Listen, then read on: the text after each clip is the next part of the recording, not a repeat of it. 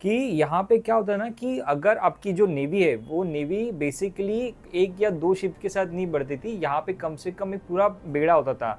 एक नेवी का number of warships का बेड़ा होता था। कम से कम 30 से 40 शिप्स होती थी या 40 से 50 शिप्स भी हो सकती थी।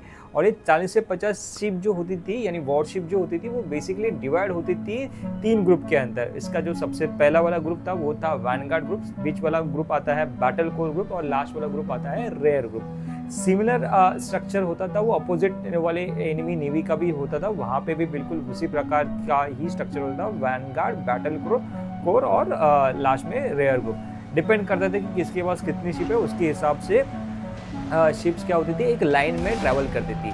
समझो आपकी ए साइड की जो शिप्स है वो इस लाइन में इस तरह से स्ट्रेट ट्रैवल कर रही है, तो वहीं पे आपके अगेंस्ट में जो एनिमी रहेगी उनकी शिप सेम आपसे अपोजिट डायरेक्शन में स्ट्रेट लाइन में आपको क्या करेगी, पैरेलली क्रॉस करेगी।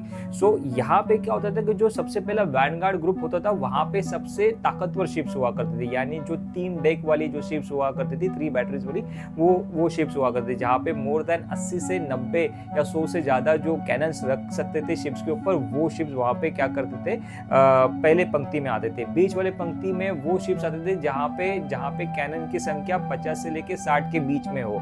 और सबसे आखिर वाली जो पंक्ति होती थी वहां पे बेसिकली स्मॉल शिप्स हुआ करते थे। हालांकि 20 या 30 कैनन जितनी ही कैपेसिटी वाले वॉरशिप्स हुआ करते थे।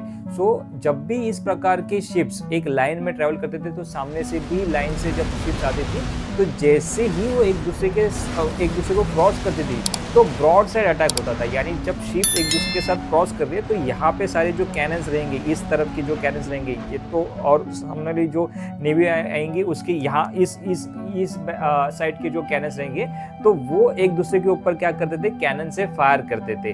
सो जैसे ही क्रॉस होगा तो कैनन लोड किए जाते थे, यानी गोला बारूद इसके अंदर लोड किया जाता था, और जैसे ही वो पास होते थे तो फायर स्टार्ट होती थी। तो जैसे ही फायर स्टार्ट होती थी तो क्या होता था कि धीरे धीरे वो एक दूसरे को इसी प्रकार से क्या करते थे, लाइन को क्रॉस करते थे। और इसी प्रकार वो काफ़ी घंटों तक ये लड़ाई चलती रहती थी। मे बी 4-5 घंटे से लेकर 10 से 12 घंटे तक चलती रहती थी, जब तक कि सामने वाली नेवी कंप्लीटली न्यूट्रलाइज ना हो।